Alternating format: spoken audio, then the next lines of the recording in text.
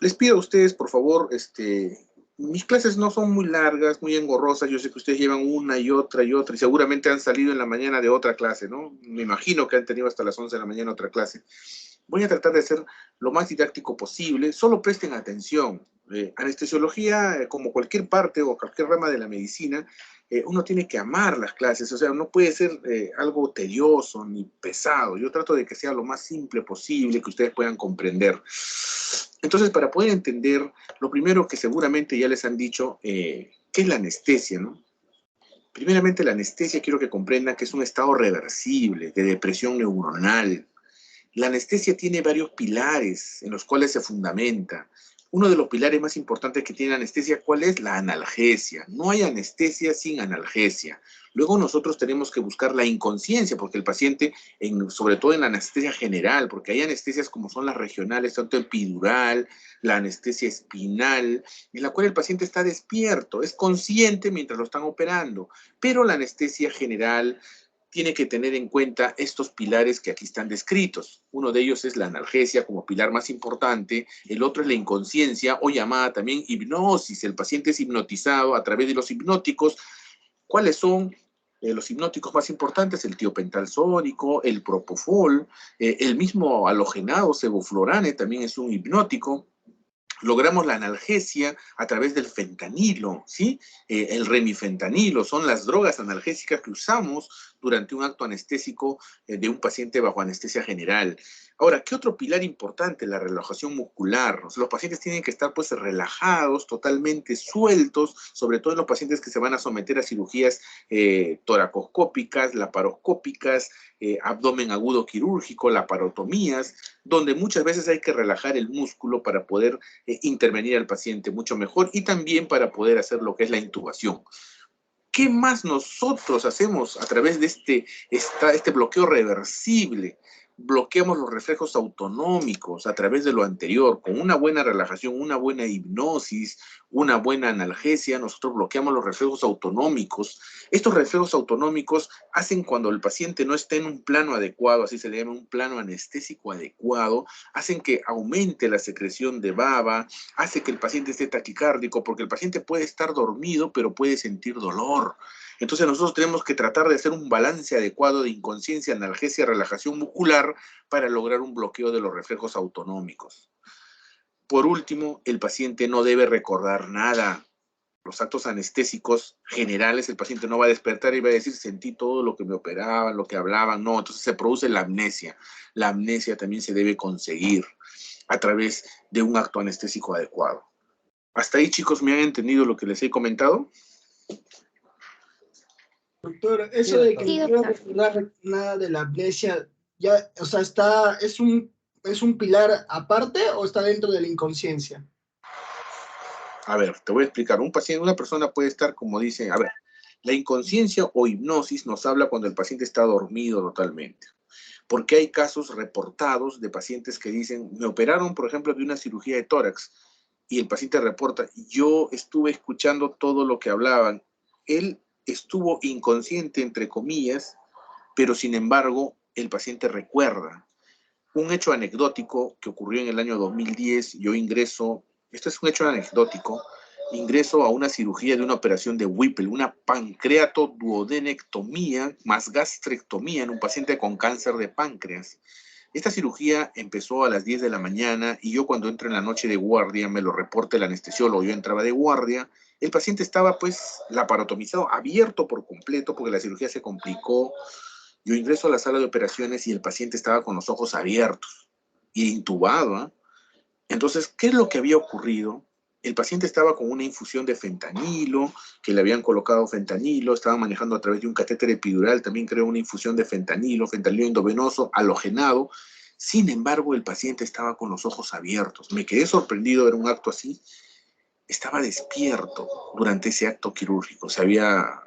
Con las dosis que él estaba recibiendo, me parece que eran insuficientes, no presentaba taquicardia ni nada, pero la sorpresa era que estaba con los ojos abiertos y es más, me seguía con los ojos cuando yo le hablé, porque era una persona del sexo femenino. Señora, le miro así y me mira con los ojos, o sea, estaba despierta. Tuve que agarrar inmediatamente una dosis de hipnótico restante y ponerle pues midazolam, ¿no? midazolam sabemos que produce amnesia. Entonces, este paciente, así como ella, hay varios casos reportados de despertar durante el acto anestésico. Entonces, ¿qué es lo que hacemos nosotros? Hacemos un balance adecuado, lograr una inconsciencia, pero al mismo tiempo una amnesia. Porque hay personas que pueden estar inconscientes y sin embargo estar escuchando. O sea, parece mentira, pero esto ocurre, está reportado, hay estudios, hay trabajos inclusive que se han realizado respecto a este caso. Los pilares clásicos de la anestesia es lograr una inconsciencia, que ahí debería estar también la amnesia, pero no siempre es así. ¿Se debería dar una buena analgesia? Sí. ¿Una buena relajación muscular? Sí. Y vienen los pilares que nosotros tenemos que bloquear a través de los 3 que les he mencionado. El bloqueo de los reflejos autonómicos y la amnesia, ¿no? No sé si me has entendido lo que te he mencionado. Sí. Muy bien. Entonces, más o menos para que ustedes se den cuenta, ¿no? Ahora sí, vamos a la segunda.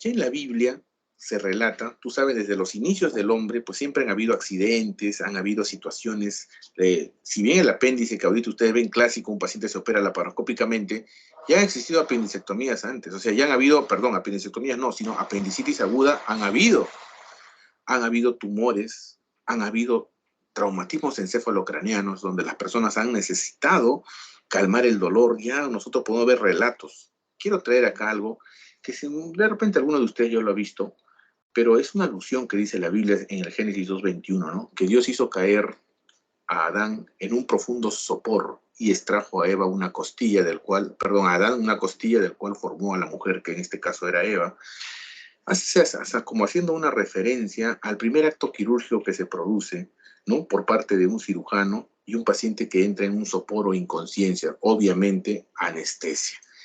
Entonces, nosotros hacemos esta pequeña referencia siempre, los anestesiólogos, del primer acto quirúrgico y el primer acto anestésico que está relatado en la Biblia. Hay una perspectiva histórica con respecto a lo que es la anestesia. Acá, en mismo Sudamérica, nuestras culturas, ustedes habrán visto muchos en la cultura Paracas, donde hacían las famosas trepanaciones craneanas. ¿Por qué lo hacían? Ya en esas épocas ellos sabían que había algo que estaba aumentando la presión intracraneal, probablemente por un traumatismo, de repente durante una herida de guerra, de repente durante una caída. Entonces el objetivo era evacuar esa cantidad, ese sangrado que había, y ellos hacían las trepanaciones, y ahí justamente vemos un cráneo en el cual se ha realizado una trepanación craneana, y estos pacientes sobrevivían. Pero ¿cómo los emborrachaban? Con chicha de jora, pues usaban para poder llevarlos a dormir, o como se dice así, a un sopor, utilizaban chicha de jora, utilizaban bastantes sustancias, la mandrágora, bueno, no fue muy utilizada acá en el Perú, pero hay muchos reportes con el uso de este tipo de sustancias, usaban derivados del opio. Así poco a poco se iba mitigando el dolor, se iba llevando al paciente al sopor y poder realizarle actos anestésicos, cirugías. Seguimos avanzando y nosotros podemos encontrar muchas referencias, ya sean chinas, en la cultura caldeo-asiria, del uso de diferentes sustancias para poder realizar un acto anestésico. Vamos a llegar a una perspectiva mucho mejor ya en el año 1800, en el año 1900, donde ya se descubren determinadas, como es el óxido nitroso. ¿Quiénes utilizaban el óxido nitroso? Los odontólogos. Sí, los odontólogos. Se empieza a utilizar fármacos como el éter, ¿sí? Por ejemplo, acá en el Perú, la primera eterización o el uso del éter que ya estaba difundido en Europa se hace por los años 1847, ¿no? Acá en lo que es la botica Remy, que está en Girón de la Unión, más o menos en la cuadra 3 estaba ubicada, pues esa botica. Usted seguramente pasó por Girón de la Unión muchas veces, pero ahí había una botica Remy donde atendía un cirujano, que era un médico, era el doctor Sandoval. Este médico hace la primera eterización aquí en el Perú al hacer una reducción de una fractura de brazo de un chico que se había caído. Salen los reportes del comercio de esa época, que ustedes lo podrían revisar por internet. Ahí están los reportes de la primera eterización que se hace en el Perú. Prácticamente estamos hablando de drogas que ya pueden ser controladas. ¿Por qué? A ver, a un paciente que antiguamente para dormirlo y extraerle un tumor o lo que fuera, le daban chicha de joro, le daban derivados no podías controlar la cantidad de anestésico que tú le podías dar al paciente, porque la anestesia mucha gente siempre le ha tenido el temor, ¿no? Había muchas muertes por anestesia porque debidamente no controlábamos la cantidad del fármaco que le podíamos dar. Ahorita la anestesia es mucho más segura. Nosotros hacemos una dosificación del fármaco, sabemos por kilo de peso cuánto le tenemos que dar, si el paciente trae una enfermedad coexistente, cuánto de anestesia le vamos a reducir, si tiene una enfermedad hepática no le voy a colocar esta dosis de midazolam, si el paciente tiene una insuficiencia renal, ya no voy a manejar con esta cantidad de fármaco, lo voy a reducir al 50%. Todo eso ha avanzado la anestesia, pero antes no era así. Antes era totalmente diferente, era impredecible y muchos pacientes han muerto durante el acto anestésico. Entonces ahora la anestesia es mucho más segura, ¿no? Solamente les traigo esta perspectiva histórica para que ustedes se den cuenta de cuál es el avance y yo los invito a través de la clase pues, a que ustedes puedan revisar, que es bien interesante, aquel que le gusta leer un poquito de lo que es en la historia de la medicina, de lo que es la anestesia, ¿no? Muy bien. Este personaje que está acá, William Morton, demostró públicamente la utilidad de la inhalación del éter durante una cirugía. Extrajo un tumor de un cuello en el año 1846. Por eso les digo, ya a nivel de otros países se hablaba de lo que era el éter, su uso para poder realizar extirpación de tumores, y recién en el año 1847, y acá en Perú también se realiza la primera eterización para ese chico que les había mencionado. Acá ustedes pueden ver cómo utilizaban, cómo era antes, mira, el acto quirúrgico en la extracción del cuello del tumor de ese paciente por William Morton, que era un cirujano dentista. Él extrae esto, el paciente sale muy bien de la cirugía y es el logro más grande que se hace fuera de nuestro país. Luego de nuestro país se hace en 1847. John Snow, considerado el padre de la anestesiología, realmente esta persona es un erudito. Si ustedes se ponen a revisar su biografía, él era meteorólogo, era un epidemiólogo, aquel que le gusta un poco de historia de la medicina, y van a hablar sobre lo que era el cólera que se dio en Europa. Él tuvo mucho que ver, él fue el que determinó inclusive cómo se propagaba la enfermedad, era a través de los caños de agua pública que la gente tomaba libremente y estaba contaminada justamente con heces. Él es el que hace el análisis de esto. Chicos, a veces es importante leer un poco de la historia. Yo les pido que lean un poco a John Snow, y él es el padre de la anestesia porque él justamente da anestesia a la reina Victoria, ¿no? Para el nacimiento de su hijo Leopoldo, lo utiliza este fármaco para poder hacer el acto. Ahora, quiero que ustedes vean esto. Bueno, normalmente ahorita no están entrando ustedes a sala, ¿ya? Pero es a través de este frasco, por ejemplo, que están viendo ahí, cómo se hacía la eterización, ¿no? A través de este fármaco el paciente inhalaba y entraba en el soporro. Actualmente nosotros utilizamos, no sé si han visto acá al lado izquierdo, están viendo lo que es una bolsa, una máscara conectada a una bolsa de reservorio, a lo que le llaman un resucitador manual, ¿no? O el ambú. Y al otro lado tenemos la máscara facial. Si ustedes entraran a sala o vendrían, que dentro de poco lo van a hacer, probablemente van a poder ver esto. Esta es una máquina de anestesia. No sé si ustedes lo han visto. ¿Alguno de ustedes ya lo ha visto? ¿Ha entrado a sala de operaciones? ¿Ha llevado a ver la máquina?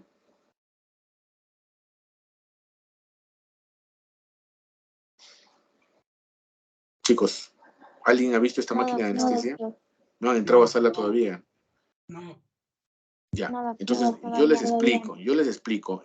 Un anestesiólogo conoce de fármacos, conoce al paciente, pero tiene que trabajar obligadamente con este equipo.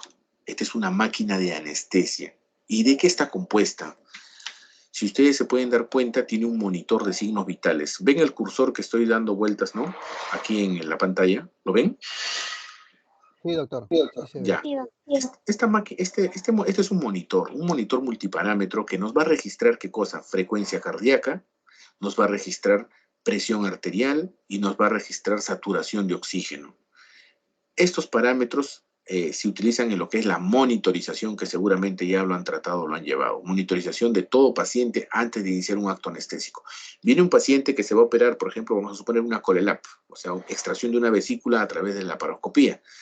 El paciente Uno, primero le tiene que haber hecho una evaluación preanestésica al paciente, para ver si no es diabético, hipertenso, si es asmático, si es alérgico a alguna medicina o si tiene alguna enfermedad coexistente importante. Si ha sido operado anteriormente, los antecedentes para mí van a ser muy importantes.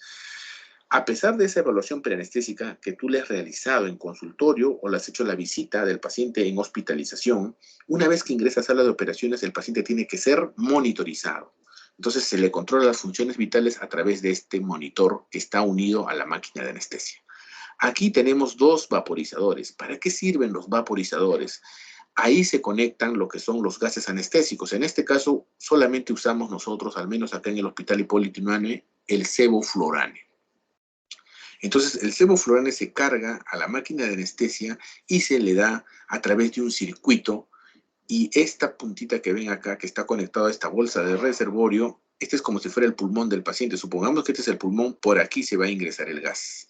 Este es el flujómetro a través del cual se va a colocar la cantidad de litros de oxígeno que se va a administrar. Gas que da el vaporizador con los litros de oxígeno que están acá. Esto que está acá y que parece un monitor, realmente es un control de lo que son los parámetros del ventilador mecánico. A través de él nosotros vamos a determinar la relación inspiración-expiración que se le da al paciente, la cantidad de volumen tiral que se le da por kilo de peso, que son de 6 a 8 mililitros por kilo de peso. Un paciente que pesa, por ejemplo, vamos a suponer 70 kilos, si le damos a 7, sería 7 por 7, 49, o sea, más o menos 500 mililitros. La cantidad de veces que le vamos a dar una respiración o ventilación normal debe ser de 12 a 16, entonces tú programas ahí 12 por minuto, 500 mililitros, relación inspiración-expiración de 1 a 2, presión, va a depender también, tú le quieres dar modo volumen, o sea, la cantidad de volumen que entra, o modo presión. Son diferentes modos que maneja el ventilador mecánico. Acá tenemos el fuelle, que es el fuelle que le da la cantidad, ¿no?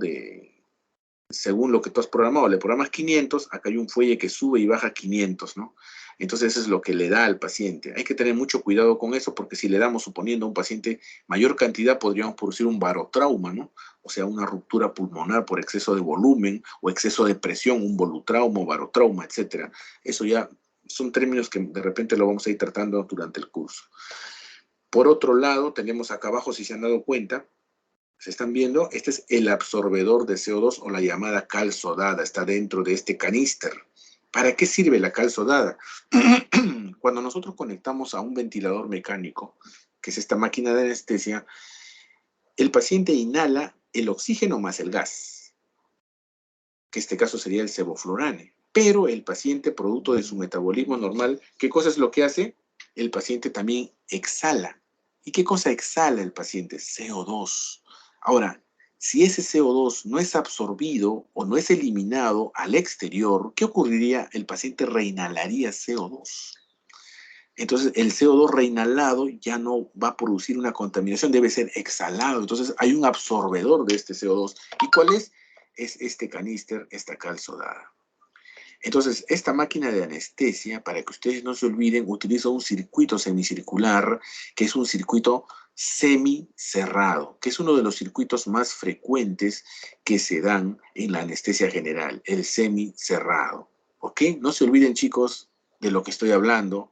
Semicerrado es uno de los más frecuentes que se utilizan en anestesia general. Muy bien. Entonces acá tenemos los sistemas de ventilación. Así rapidito nada más. Son 4 tipos de sistemas de ventilación que ustedes tienen que conocer. Circuito abierto, circuito semiabierto, semicerrado y cerrado. ¿Cuál les dije que era el más frecuente en anestesia general? El semicerrado. Doctor, si utiliza todavía alguno de los circuitos, voy a explicarles un poquito. El circuito abierto. ¿Cuándo utilizamos un circuito abierto?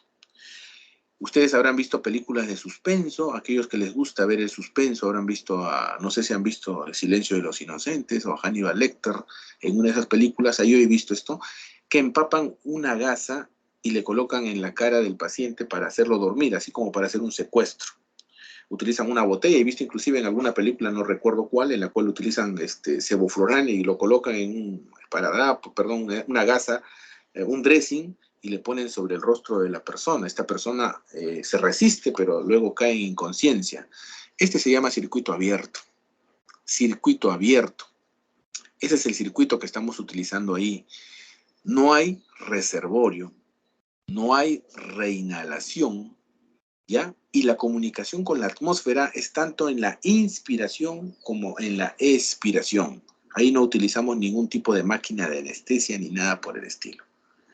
Chicos, ¿me entienden, no? ¿Me están comprendiendo? ¿Están captando lo que les estoy hablando?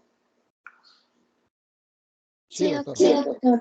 Sí, muy bien. Cuando no entiendan algo, me preguntan. Lo estoy haciendo súper simple, porque esto de circuitos es bien complicadito, pero yo quiero que ustedes entiendan lo que es importante, ¿sí? Entonces, el abierto ya lo entendieron, ¿no? Agarran la botella de Seborane, porque viene en una botella, lo colocan en una gasa o en un dressing, así un apósito, colocado sobre la cara del paciente. El paciente se resiste, lógico, respira, circuito abierto. Circuito semiabierto. Este es un circuito que se utiliza todavía actualmente. Sí se puede utilizar, es más, en algún momento lo utilizamos.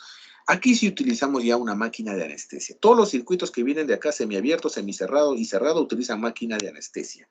Pero ¿cuál es la diferencia? En el semiabierto, que es un circuito, a ver, vamos a avanzar un poquito para que ustedes me comprendan un poquito mejor. Utilizamos en el semiabierto este tipo de, por ejemplo, acá se ve clarito en la gráfica, mira cómo está la paciente con una gasa adquiriendo o respirando directamente. En cambio, en este no. Utilizamos ya sea un Mapleson A, Mapleson B, Mapleson C, cualquiera de estos circuitos, pero ¿qué es lo que no tienen? ¿Qué es lo que no van a tener esos circuitos? Y justamente acá hay un resumen. Tienen bolsa de reservorio los tres, tanto el semiabierto, semicerrado y cerrado, tienen bolsa de reservorio. Doctor, ¿cuál es la bolsa de reservorio? Acá está. ¿Ven esto? ¿Lo ven? Bolsita de reservorio, bolsa de reservorio, bolsa de reservorio, bolsa de reservorio. Tienen bolsa de reservorio. Reinhalación en el semiabierto. Normalmente no debería haber en el semiabierto reinhalación. No hay, no debería haber. En el semicerrado tampoco no debe haber. ¿Por qué? Porque tiene la famosa cal sodada. La cal sodada que está acá está en el circuito semicerrado. El circuito semiabierto no usa cal sodada. No usa cal sodada. El único que usa cal sodada es el circuito semicerrado. El cerrado también usa cal sodada, chicos. Ambos. Para entendernos un poquito más. ¿Quiénes usan cal sodada? ¿Quiénes usan cal sodada? Semicerrado y cerrado. Semicerrado y cerrado. Ya, a ver, les dejo acá. Miren el cuadrito. Miren el cuadrito. Miren el cuadrito. Sánchez, dime.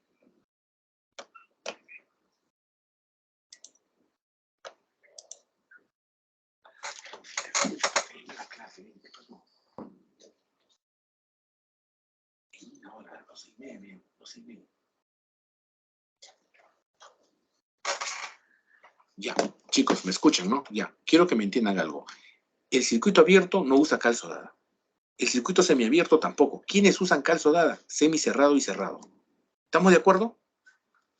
Con eso ustedes me van a responder las preguntas, ¿eh? Por favor, presten atención a este cuadro. Presten atención a este cuadro. Comunicación con la atmósfera. Les hablé que en el sistema abierto, en el cual se le pone un paño en la cara del paciente, tanto en la inspiración como en la expiración hay comunicación. En el circuito semiabierto, igual hay comunicación en ambos lados. Este cuadrito tienen que saber para responder preguntas. Les estoy diciendo que para responder preguntas de circuitos, tienen que tener este cuadro en su cabeza. En el semicerrado, la comunicación con la atmósfera no hay en la inspiración. No la hay. No hay en la inspiración. El paciente recibe el gasto, pero en la expiración puede haber porque tiene una válvula APL. Esto sería más bonito explicarles en sala con una máquina, pero más o menos quiero que entiendan el cuadro, porque si me saben el cuadro, me van a responder las preguntas. En el cerrado, sí, es un sistema ideal. No hay comunicación en ningún lado, ni en la expiración ni en la inspiración. Bien facilito está. Se supone que el sistema cerrado es un sistema, entre comillas, no se utiliza, teórico, porque siempre debe haber una fuguita por algún lado. No creo que exista un sistema hermético, pero es un sistema herméticamente cerrado, es el cerrado. El que más usamos, semicerrado. Hay comunicación con la atmósfera En la inspiración no, en la expiración sí. El semiabierto hay comunicación en ambos lados. Inspiración, expiración. En el abierto, inspiración, expiración. ¿Y quiénes usan calzo dada, doctor? Semicerrado y cerrado. El semiabierto no usa calzo dada ni el sistema abierto. ¿Se entendió, chicos? Muy bien. Una pregunta. Dime. Y eso cuando mencionó que en el semicerrado, en la expiración, sí se pedía, pero por una válvula. ¿Cómo se llama esa válvula, dijo? La válvula APL. Acá está, mira. A ver, vamos a ver, de repente está acá. Para poder verla, hay una valvulita para poder realizar la apertura. A ver, esta valvulita que está acá que gira. Acá hay una bolita de color azul, ¿lo ven? Que estoy señalando. No sé si lo ven. Acá, chicos. ¿Ven o no ven? Sí. Ya, esta valvulita se abre y se cierra. Es que el paciente, vuelvo a repetirlo, cuando entra en una anestesia general, nosotros lo ponemos en un circuito semicerrado. Pero cuando al paciente nosotros lo vamos a despertar, ya empezamos a retirarlo de la máquina, abrimos la válvula para poder nosotros determinar la presión de fuga. Esa es la válvula APL. Como les dije, les estoy hablando de, a veces, hablarles a través de la computadora, de esta clase virtual, no es como tenerlos en sala, ¿no? Pero en algún momento vamos a entrar a sala, vamos a estar ahí y yo les voy a mostrar así, chicos, esto se hace así, o de repente cuando están rotando ya en cirugía o algo, porque nos vamos a encontrar siempre, yo estoy en quirófano, entonces yo les muestro, les digo, lo que se acuerdan, lo que les decía, esto. Pero no se desesperen mucho, simplemente quiero que ustedes entiendan esta parte de los circuitos, porque esta parte de los circuitos puede venir en el examen, ¿no? Entonces, es importante aprender este cuadrito. Si saben este cuadrito, van a responder las preguntas, pues, ¿no? Está súper sencillo hasta ese momento. Acá les he traído más o menos para que ustedes se den cuenta de cuáles son las ventajas y desventajas que también necesito que ustedes aprendan. Necesito. Por ejemplo, ¿cuáles son las desventajas del circuito abierto? Contamina el ambiente, lógicamente. Le colocas en un paño el gas anestésico y ¿qué crees que va a ocurrir? Hay una contaminación grande, todos lo van a oler, todos los que están a los costados. ¿Estamos de acuerdo? No hay un control de la inducción anestésica y hay una mayor pérdida de anestésico en el circuito abierto. Luego, ¿quién es el otro que contamina el ambiente bastante? Igualito, el semiabierto también contamina el ambiente. También contamina el ambiente el semiabierto, pero hay un mayor control de la inducción. Hay un mayor control, también hay pérdida de anestésico. Entonces, ¿dónde hay menos contaminación? En el semicerrado y en el cerrado. ¿Estamos de acuerdo, chicos? ¿Me están entendiendo? Sí, doctor. Ya, muy bien. Muy bien, no se preocupen, no se preocupen. Las preguntas van a ser sencillas, pero tienen que haber estado en la clase, pues, ¿no? Entonces, yo acá he puesto las ventajas y los inconvenientes de ambos tipos, para que ustedes se den cuenta. Si saben este cuadrito, más este cuadrito, me responden todo lo que hay, ¿no? Y bueno, solamente con que me sepan esta partecita, quiero que vean lo que les he dicho. Van a responderme todo lo que estamos hablando, ¿ya? Vamos a este cuadrito de acá. Ventajas del semicerrado. ¿Reabsorción de CO2? Sí. ¿Por qué? Por la calzo dada. Entonces hay menos posibilidad de reinhalación. Claro, porque tiene calzo dada. Entonces, ¿no es cierto? Poco gasto de anestésico. Y mantiene una buena temperatura corporal. Mira las ventajas. En el semiabierto no tiene la reabsorción de CO2 por la calzo dada, ¿sí? Tiene mayor posibilidad de reinhalación porque no hay la calzo dada, mucho gasto de anestésico y enfrían al paciente. Mira, ¿se han dado cuenta? Si yo pongo una pregunta de examen, ustedes me responden, ¿no? Fácil, porque lógicamente saben cómo está el sistema semicerrado y el sistema semiabierto. Va a ser súper sencillo, entonces no vamos a tener ningún problema. Respóndame a ver rapidito, todos los que están ahí. ¿Quiénes tienen calzo dada? Semiabierto y el cerrado. Muy bien. ¿Quién produce mayor contaminación de la atmósfera? Mayor contaminación. El abierto y el semiabierto. Ya, y si no está en la alternativa el abierto, ¿cuál sería? El semiabierto. El semiabierto. ¿Correcto? Muy bien, chicos. Suficiente. ¿De dónde utilizamos fuentes? Bueno, para que ustedes más o menos se den cuenta, el balón, los colores del balón, para que cuando entren a sala ustedes se den cuenta de cuáles son cada uno, ¿no? El de oxígeno viene en el del tubo de color verde, ¿no? Que eso me interesa bastante que conozcan. Cuando algún día le digan, doctor, páseme el oxígeno, viene en el verdecito siempre es el oxígeno, ¿ya? En cuanto al absorbedor de CO2, ¿de qué está compuesto? Ahí está, esa es la cal sodada. Está compuesto por hidróxido de calcio 80%, hidróxido de sodio en ese porcentaje y agua. Se produce una reacción catalizada, ¿sí? Por estos componentes. Entonces, ¿qué cosa es lo que hace? Hace que reaccione el CO2 con el agua y forma el ácido carbónico. Este ácido carbónico con el hidróxido de sodio forma bicarbonato de sodio y calor. Si ustedes estuvieran en sala y tocaran la cal sodada, esta va a quemar. Es una reacción exotérmica. Produce una gran cantidad de calor, empieza a quemar esta cal sodada y cuando la cal se consume, se pone de color así medio azulado. No se preocupen, chicos, en sala lo vamos a ver. Esta es una cal nuevecita, recién lo han llenado. Son estos granulitos que están adentro, esa es la cal sodada. Ese es su componente. Por último, quiero que ustedes se den cuenta de que trabajamos siempre con un ventilador mecánico, ya sea volumétrico o a presión, en sala de operaciones. Esto genera una presión positiva en la vía aérea, entonces se genera una gradiente de presión. Entonces hay términos que tenemos que entender. Por ejemplo, ¿qué cosa es la compliance? La compliance pulmonar.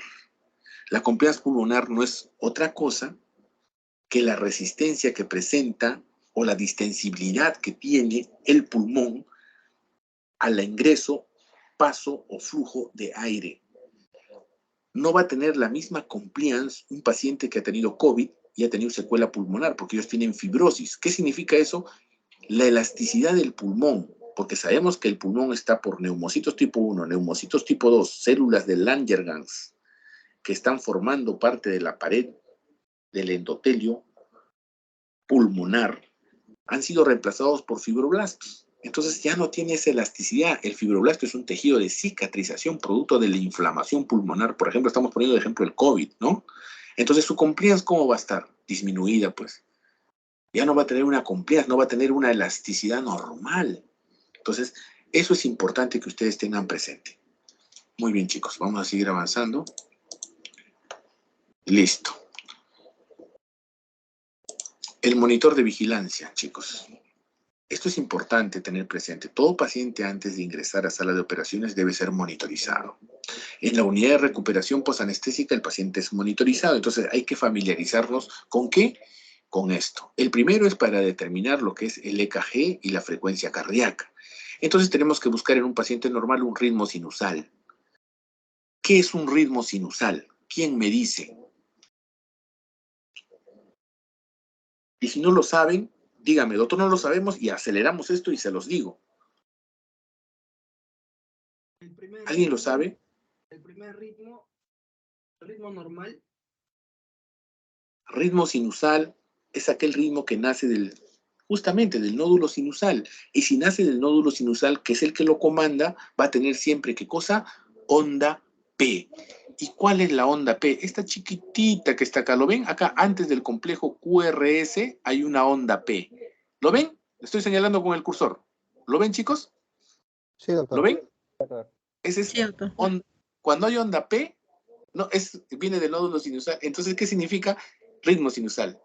Tenemos un complejo QRS. Y por último, la onda más grande que está pasando el complejo, ¿cómo se llama? Onda T. Onda T. Doctor, no tengo onda P, entonces no es sinusal. ¿Y cuál es la arrítmica más frecuente que tiene ausencia de onda P? Ya para ustedes, y no se olviden nunca, porque lo van a ver cuando vayan a los pabellones.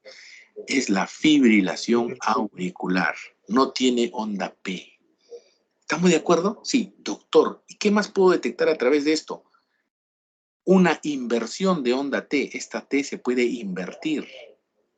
De repente la onda T se pone picuda, hiperpotasemia, inversión de onda T, hipopotasemia, elevación del segmento ST en un infarto. Los infartos, todo infarto agudo que se está dando se produce elevación del segmento ST. Los infartos antiguos dan infradesnivel. Los infartos actuales o modernos, por eso tú cuando agarres un EKG en la emergencia y lo miras, Si ves supradesnivel, eso es un infarto agudo. Agudo, infarto se está dando. En cambio, si ves un infradesnivel, es una secuela probable de un infarto pasado. Claro, lógicamente usted le va a pedir dosaje de enzimas, troponina, CPK-MB, lo que ustedes quieran, pero el EKG, si ves supradesnivel, estamos hablando de infarto. No veo onda P, no es un ritmo sinusal, la arritmia más frecuente que lo da, la fibrilación auricular. ¿Sí? La frecuencia cardíaca normal, 60-90, 60-100. La presión arterial normal, 12-8, que acá está siendo registrada, y esta es la onda pletismográfica de color rojo, que normalmente es así y sigue a un complejo QRS. Complejo QRS, su onda pletismográfica. Complejo QRS, su onda pletismográfica. Si acá existe una arritmia, acá también se va a ver una arritmia. ¿Ah? ¿Qué les parece? Y luego también acá está lo que es la respiración. Y acá tenemos abajito, esto es la onda capnográfica en el monitor. La onda capnográfica que se observa justamente en la exhalación del CO2, ¿no? Acá tenemos una curva de ascenso, una meseta, una de descenso. Y cuando el paciente está reinhalando, se ve que esto de acá, que es esta línea de base, no sé si ven este espacio que es la línea de base, se eleva. La línea de base 1, 2, no debe elevarse más. A veces lo ves en 6, 7, el paciente está reinhalando. ¿Qué hacemos? Cambian la cal soldada. Probablemente no está cumpliendo su función. Chicos, ¿me han comprendido? ¿Me han entendido? Sí, doctor. Ese 98 que es, No te escucho. ¿Qué me dices? ese 98 que es, el 98, el 20. Este es bien. A ver, es frecuencia cardíaca, ¿ya? Presión arterial, saturación de oxígeno, ¿sí? Es el número de respiraciones por minuto y este es el valor del CO2, 28. ¿Listo? ¿Me entendieron? Esta es la media, 90. La media, presión arterial media. Este es 120-80, pero esta es la presión arterial media. ¿Listo? Muy bien, chicos. Ahora sí, vamos a pasar a la otra clase. A la otra clase que es anestesia raquídea, ¿no? Y podría poner la diapositiva 13 y 15, 13, 14, 15, porque ahí también había ventajas y desventajas. Aquí está. ¿Lo tienes? ¿La 13? ¿Lo están viendo? Sí, doctor. Ya, el sistema semiabierto, el sistema abierto ya les hice un ejemplo clásico, ¿no? De cuando lo duermen, todo. En el sistema semiabierto se utiliza todavía así. Generalmente lo utilizan a veces para hacer sedaciones en niños pequeños. El sistema semiabierto aquí más nosotros hemos utilizado para hacer sedaciones para tomografía, donde al paciente le ponemos la bolsa máscara. Suponte que usamos el sistema Mapleson A. Le colocamos esto en la cara del paciente, ¿sí? Y le damos oxígeno con el gas anestésico al paciente. Se utiliza para procedimientos cortos, no son para cirugías largas. En cambio, el semicerrado, el sistema que se utiliza para procedimientos más largos. Se utiliza en niños pequeños, menores de 10 kilos, por lo general, y se utiliza con flujos altos de oxígeno, ¿sí? Por eso hay un gran consumo de anestésico, porque como se utiliza un flujo alto de oxígeno para disminuir la reinhalación, se gasta bastante y se contamina el ambiente. Actualmente su uso es bajo, no se utiliza, es raro. Pero como les dije, se utiliza en cirugía ambulatoria, a veces para hacer sedaciones en tomografía o de repente para hacer una reducción de suponte que tiene una fractura de coles y tienes que ponerle un yesito. Entonces el paciente tienes que dormirlo un ratito, agarro la máscara, se borane y le coloco y el paciente se duerme rápidamente y listo. Se utilizó el sistema semiabierto. No se olviden, cirugías cortas y tiene sus ventajas y desventajas, ¿no? ¿Cuál es el sistema que más se utiliza actualmente? El sistema, ¿cuál es? Semicerrado. Semicerrado. Muy bien, chicos. Muy bien, chicos. Yo creo que lo han captado, lo han captado. La diapositiva 14. A ver, la diapositiva 14. Es lo Acá está. mismo. Sí, solamente que el sistema semiabierto tiene varios tipos de circuitos, chicos. Mapleson A, Mapleson B, Mapleson C. Son muy parecidos, solamente que le han hecho algunas variables, pero no se preocupen, chicos. Solamente lo he traído como una historia. Historia. Quiero que ustedes aprendan lo más relevante. Esto es solamente como cultura general, ¿no? Algo así chiquito. Pero lo que yo les he hablado sobre esto, ¿sí? Y esto, ahí está todo. ¿Sí? para que ustedes puedan responder cualquier pregunta que yo vaya a poner en el examen. Este cuadrito en su cabecita, y este cuadrito en su cabecita. Suficiente. ¿Estamos de acuerdo, chicos? Muy bien. Ahora vamos a pasar a hacer lo que es anestesia raquídea. Muy bien, chicos. A ver, vamos a ver. Déjame ver acá qué cosa es esto. ¿Por qué salió esto acá? A ver, ¿dónde está? Acá está. ¿Lo ven, chicos? ¿Lo ven? ¿Lo ven? Sí, doctor, sí se puede ver. Sí, doctor. Muy bien. Ahora me van a prestar atención así, pero rápido, ¿no? Quiero que me presten atención. Desconcéntrense de todo. Si ustedes gustan, yo hasta les paso la diapositiva. Yo no tengo ningún inconveniente. Pero lo que sí quiero es que me presten atención, ¿sí? Ustedes han visto que en anestesiología tenemos varias técnicas anestésicas, las regionales y las generales. Las generales, anestesia general inhalatoria, anestesia general endovenosa. Hasta ahí yo creo que lo entendimos. Vamos a las regionales, pueden ser las epidurales o las raquídeas. Las epidurales ya lo hicieron creo con el doctor Raimundo, pero tenemos las raquídeas, que también tiene otro nombre, espinales o intratecales. O sea, es lo mismo, son sinónimos. Anestesia raquídea, anestesia espinal o anestesia intratecal. Perfecto. ¿Cuál es la definición? Es la colocación de un fármaco en el espacio subaracnoideo. También se le llama anestesia subaracnoidea. Entonces, no se olviden, ¿eh?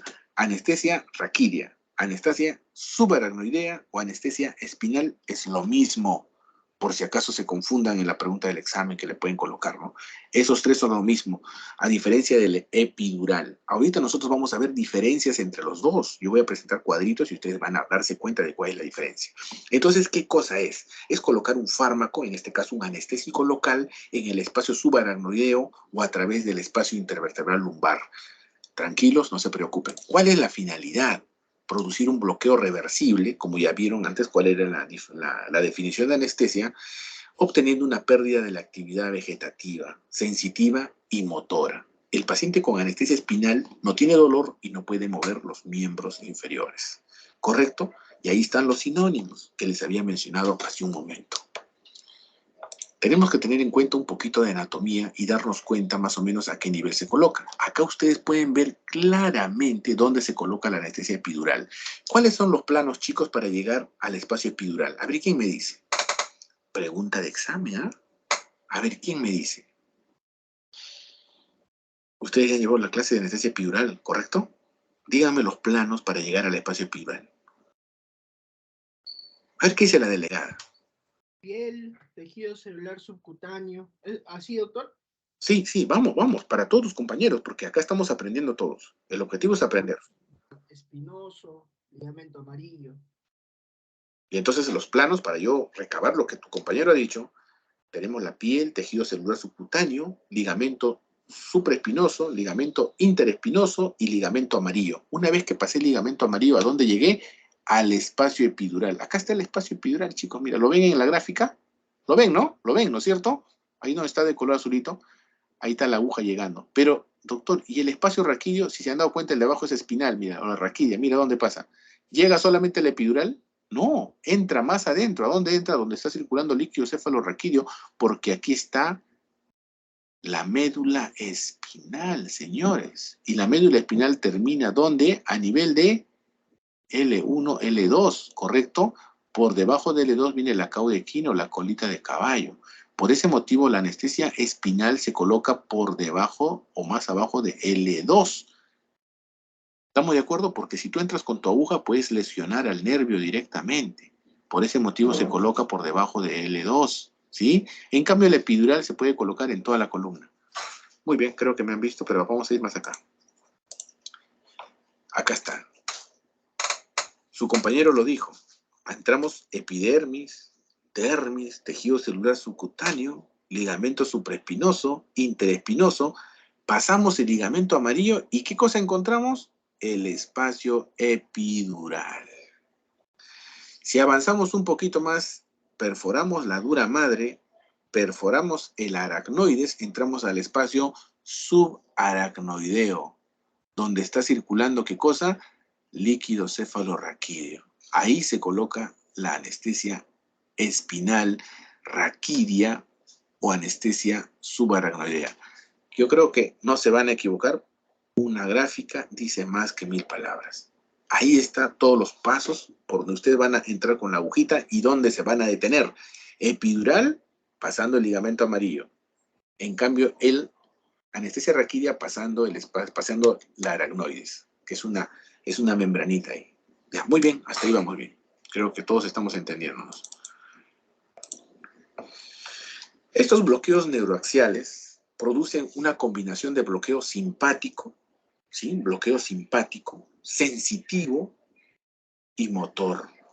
¿Pero de qué va a depender? Chicos, préstenme atención, ¿eh? El que está escuchando ahorita responde cualquier pregunta. Va a depender de la concentración del fármaco, de la dosis que estoy usando, volumen del anestésico que estoy colocando. ¿Estamos de acuerdo? El que escuchó, escuchó. El anestésico local, ¿qué es lo que hace? Ingresa, pues, baña el tejido nervioso, impide la transmisión nerviosa. Son los lugares de acción más importantes para estos. Presten atención a la parte que yo les estoy diciendo, que es la parte más importante. Otra diferencia, señores, entre lo que es una anestesia espinal y una anestesia epidural. La cantidad del fármaco. En la subaracnoidea se utiliza una pequeña cantidad de 1 a 3 centímetros, sea lidocaína o bupivacaína. En cambio, en el espacio epidural se utiliza una gran masa de anestésico local, 20 centímetros a más epidural.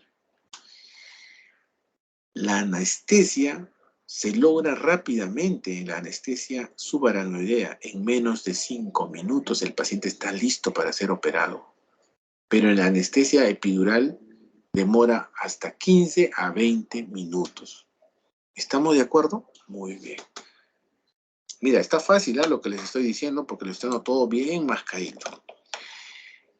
¿El orden de bloqueo va a ser importante? Sí. ¿Quiénes van a ser los primeros a ser bloqueados? Eso también es importante nosotros que tengamos que saber. ¿Cuáles son las fibras que se bloquean más rápidamente? ¿Sí? Entonces yo quiero que entiendan que diferentes tipos de fibras tenemos en ese nivel, pero las primeras fibras en bloquearse son las fibras C. Las fibras C que tienen que ver con lo que son temperatura, sensibilidad dolorosa. Doctor, por ahí alguien me dice, doctor, las fibras B también se bloquean. Sí, son pequeñas y también se bloquean. Si no encuentras fibra C en la alternativa, puede ser fibra B, pero esas son las más delgaditas que se bloquean. En cambio, las fibras que se bloquean al último son las fibras A-alfa, son las fibras más gruesas. Doctor, ¿cómo podemos saber si es una fibra gruesa o no? Acá lo tenemos. Miren, ¿ven el cuadrito que está acá? Vamos a ver el diámetro de la fibra. 0.5 a 1 micrómetro para la fibra C. Miren, en cambio, ¿cuándo mide la fibra A-alfa? 10 a 20 micrómetros, es gruesa y está cubierta de mielina. Justamente por eso, en cambio, las fibras C son amielínicas y son pequeñitas. ¿Qué les parece? Por ese motivo, se bloquean más rápido. ¿Y qué transmiten? Dolor y temperatura. Entonces, las C y las B son las primeras en bloquearse. Y las últimas en bloquearse son las A-alfa, que tienen que ver con lo que es la motricidad. Justamente lo que les estaba mencionando acá. Chicos, ¿me han entendido esa parte? ¿De qué depende el bloqueo? Del tamaño de la fibra, del área, lógicamente, y la mielinización.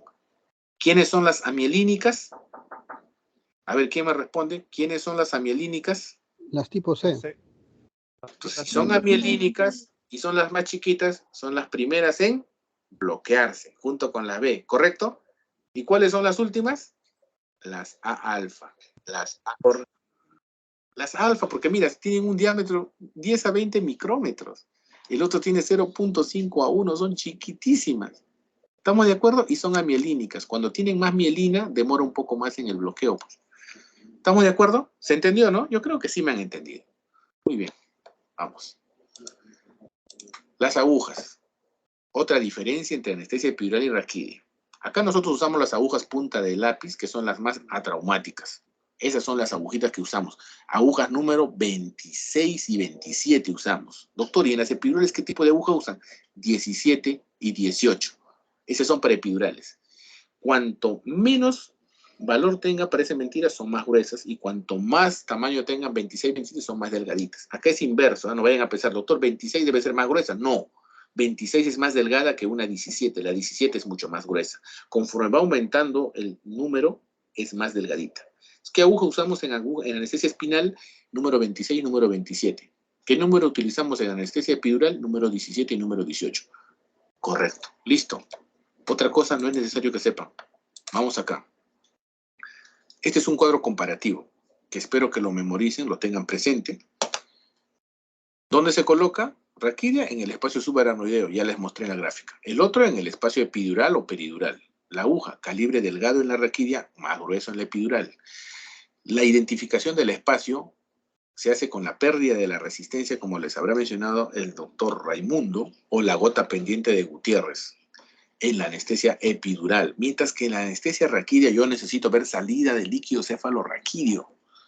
Yo necesito salida del líquido cefalorraquídeo, si no yo no puedo determinar si estoy o no en el espacio epidural. El lugar de punción por debajo de L1, L2 para anestesia raquídea y toda la columna en la anestesia epidural.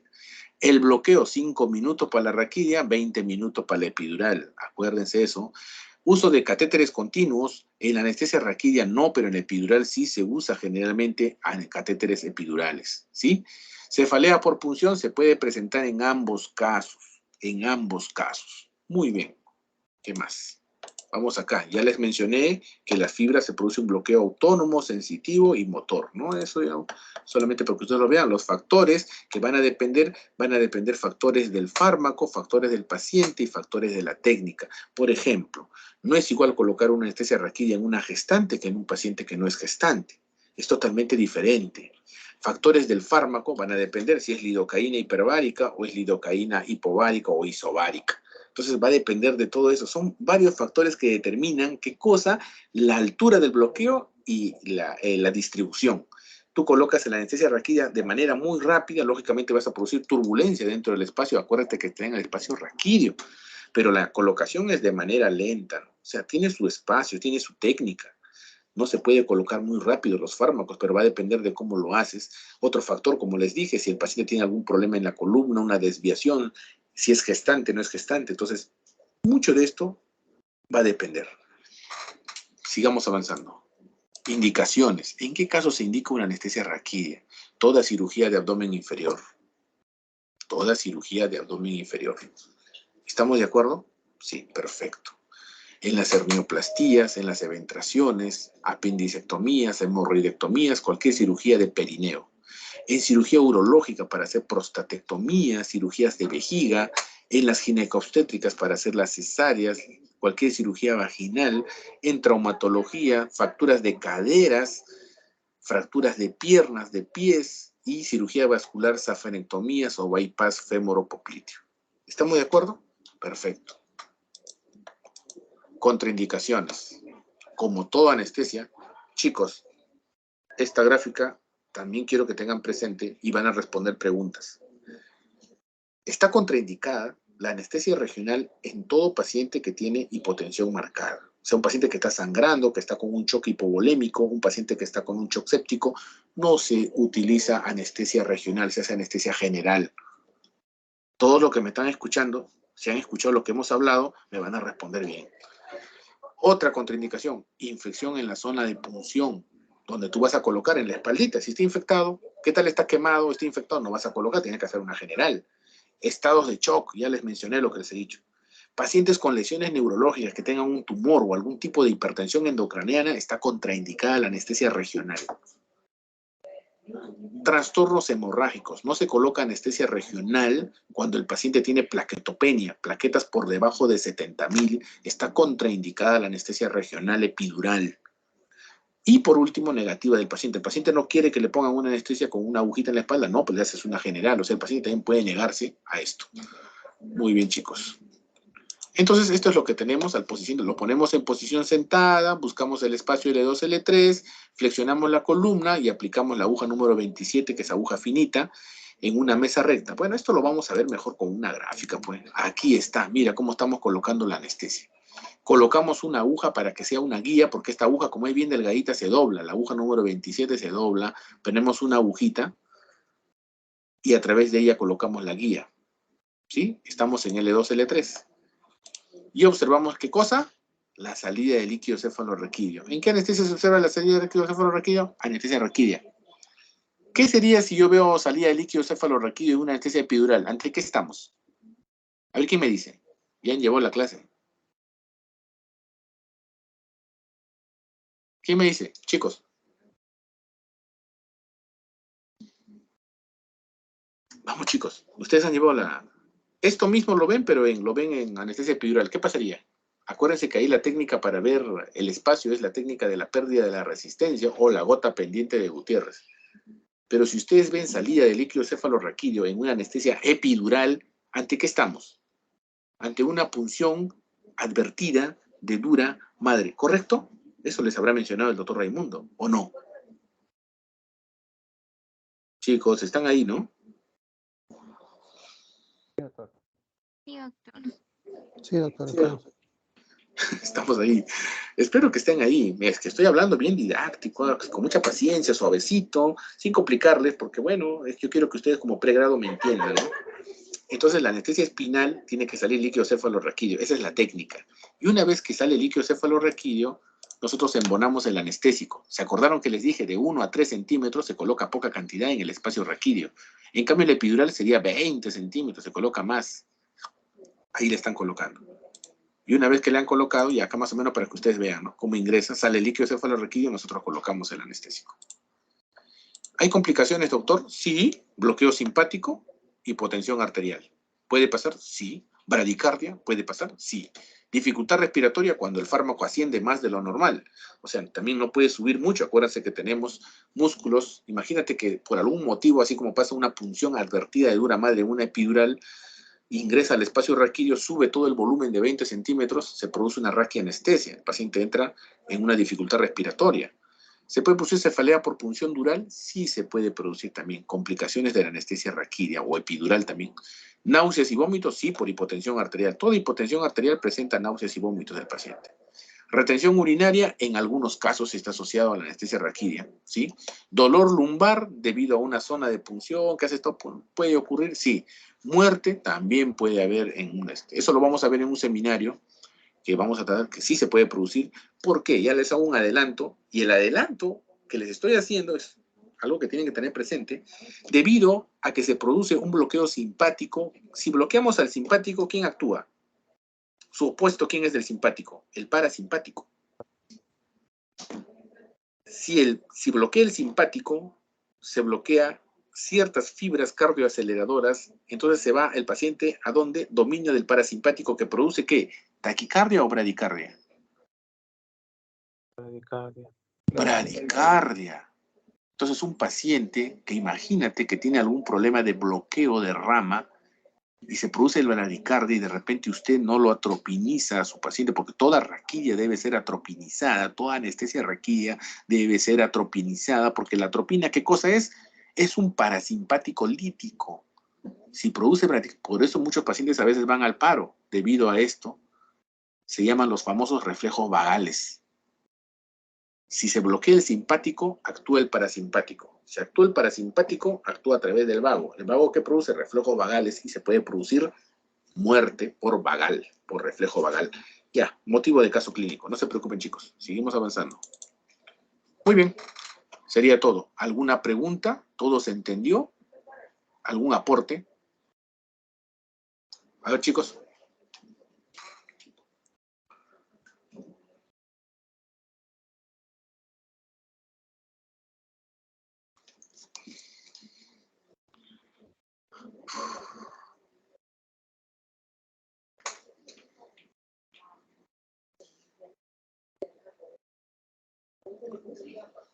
Muñoz Escobar. Claro, doctor. Muñoz Escobar. Sí, doctor. ¿Alguna pregunta? ¿Todo quedó claro? Sí, sí. Todo quedó claro. Perfecto. Valverde Larcón, ¿alguna pregunta? ¿Todo quedó claro? Todo claro, doctor. Muy bien. Velázquez Vega. Presente, doctor. Sí, creo que mencionó acerca de en qué pacientes estaba contraindicado. Se me olvidó ¿Ya? anotar. ¿Esa parte no la entendiste? Sí, doctor, no lo entendí. Ahí está, mira. Está resumidito en ese cuadrito. Las contraindicaciones. Y es importante tu pregunta porque va a ser la segunda que lo recapitulo. Y ten presente esto, porque si sabes esto, vas a responder cualquier pregunta. Está contraindicado en los pacientes con hipotensión arterial marcada. Que esté infectada la zona donde tú vas a hacer en la espalda. Pues imagínate que esté ahí con una infección, una celulitis o lo que fuera, no le vas a colocar, ¿no? Pacientes con hipertensión endocraniana o que tengan algún tipo de lesión neurológica, tampoco. Porque como tú vas a ingresar al espacio, hay un aumento de la presión del líquido cefalorraquídeo. Y de esa manera se puede producir hasta un enclavamiento, porque usted tiene una gran, puede producir una punción inadvertida de dura madre en el caso de una epidural y también en una raquidia. Siempre hay que tener mucho cuidado en los pacientes con lesiones neurológicas y las anestesias regionales. Trastornos hemorrágicos. Si un paciente tiene plaquetopenia o tiene trastorno de coagulación, no le voy a colocar. ¿Por qué? Porque de repente a la hora de colocar mi aguja, ya sea epidural con más frecuencia, puedo lesionar un vaso sanguíneo en el paso y eso se puede producir un hematoma. Entonces, por ese motivo, no se coloca cuando hay trastornos hemorrágicos. Y la negativa del paciente. Muy bien. ¿Quedó claro eso, Velázquez Vega? Sí, doctor. Gracias. Muy bien. Vélez Sánchez. Buenos días. Buenos días. ¿Alguna duda o todo está claro? Doctor, respecto a las agujas utilizadas en la epidural y la raquidia, yo apunté epidural 17-18 y raquidia 26-27. ¿Ya? ¿Está bien lo que dijo? Sí, así es. Y Y mencionó también, sí, las agujas número 17 o número 18 son más gruesas en la epidural. ¿Ya? Esas son las que usan en epidural. Y las agujas 26 y 27 son delgadísimas. Son bien delgaditas, delgaditas, delgaditas. Un poquito más grande que un cabello nomás. Bien delgaditas. ¿Qué más? ya. ¿Otra pregunta? No. ¿Todo bien? No, justamente quería preguntar eso de, me parecía raro porque más numeración me parecía que era más grueso, ¿no? No, Pero no, más por eso grueso. justo le dije, acá es lo inverso. Acá es lo inverso, ¿ya? Acá es lo inverso. Sí, Muy doctor, bien. gracias. Vera Fernández. Todo claro, doctor. Muchas Muy gracias. bien. Muy bien. Vera González. Todo claro, doctor, gracias. Muy bien. Villanueva Vaca. Todo claro, doctor. Muchas gracias. Muy bien. Vivas Vergaray. Sí, doctor. Doctor, ¿cuánto tiempo se debe esperar para que pase el efecto de la anestesia en este caso? Ah, muy buena pregunta. En una epidural normalmente con bupivacaína 3 horas. En una anestesia raquídea 2 horas, 2 horas y media. Es un poco variable, ¿eh? Yo tenía un paciente, bueno, con bupivacaína hiperbárica y le duró 5 horas y seguían operándolo. Una cirugía se prolongó, pues a veces, ¿no? También si una cirugía se va a prolongar, te van a decir, doctor, vamos a operar una fractura de la articulación tibial-peronea artergalina, una fractura de tobillo, pero te dicen, me voy a demorar 4 horas, no le pongo raquidia. ¿Por qué? Porque la raquidia me dura 2, 3 horas máximo. No me va a durar más. ¿Entiendes? Entonces ahí le tengo que poner una epidural de repente si quiero hacerlo y le pongo un catéter. A través del catéter epidural yo puedo dar anestesia continua hasta 6, 12, 24 horas, porque está con un catéter. Pero en la raquilla no puedo colocar catéter. Entonces esta se hace para cirugías cortas, ¿no? Una cirugía que va a durar unas 2 horas, le pongo una raquidia. Una cesárea dura 1 hora, le pongo una raquidia, no hay ningún problema. ¿Me entiende? Ese más o menos es el tiempo de duración. ¿Ya? Sí, doctor, muchas gracias. Bien. Y Villanueva, con respecto a las dosis, ¿cómo se podría calcular la dosis en función normalmente a qué? para una anestesia raquídea se utiliza bupivacaína hiperbárica, dependiendo, ¿no? Si es un apéndice, 15 miligramos o 3 centímetros. Cada centímetro es 5 miligramos. Si es una anestesia para una cesárea, normalmente usamos 10 miligramos, 2 centímetros, porque en una cesárea es diferente la distribución, todo. Ya lo vamos a conversar más adelante en alguno de los seminarios. Se coloca menos cantidad. Bien, doctor, muchas gracias. Muy bien. Villanueva Vaca. Doctor, no, ninguna pregunta, todo claro, doctor. Muy bien. Vivas Vergaray. Sí, doctor, yo acabo de preguntarle. Gracias. Ah, tú eres Vivas, me estoy confundiendo entonces. Llamo Cárdenas. Muy bien. Sea Salazar. No, doctor, muchas gracias. Segarra Tort. Todo claro, doctor, muchas gracias. Muy bien. Centeno Canchán. Buenas tardes, doctor. Todo claro. Muy bien. Zúñiga Reynoso. ¿Está Zúñiga Reynoso?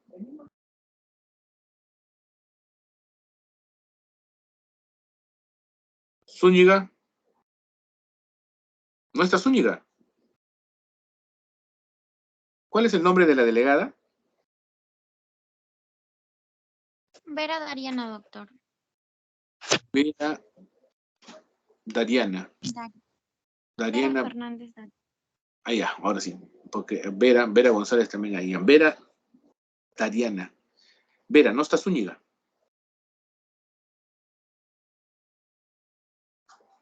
Al inicio no tomé lista porque me dijeron que estaban todos, pero ahorita me estoy dando cuenta que no está Zúñiga Reynoso. Ha estado del inicio de la clase. Sí, doctor, sí está, solamente que tiene problemas de audio. Me está escribiendo por WhatsApp. Ya, bueno. Pero sí está, doctor, mi compañero. Chicos, escuchen. A ver. Durante la charla les he dicho puntos importantes que ustedes tienen que presentes. Tienen que tener presentes esos puntos, por favor, revísenlos. Y bueno, he tratado de ser lo más sencillo posible en las dos clases que se les ha dictado. Creo que me han comprendido por lo que ustedes mismos me están respondiendo. Traten de integrar lo que es epidural, espinal, ver los cuadritos, porque en esos cuadritos que he puesto de comparaciones, ahí hay el objetivo de la clase. ¿Ya? Ahí pueden verlo. Muy bien, chicos.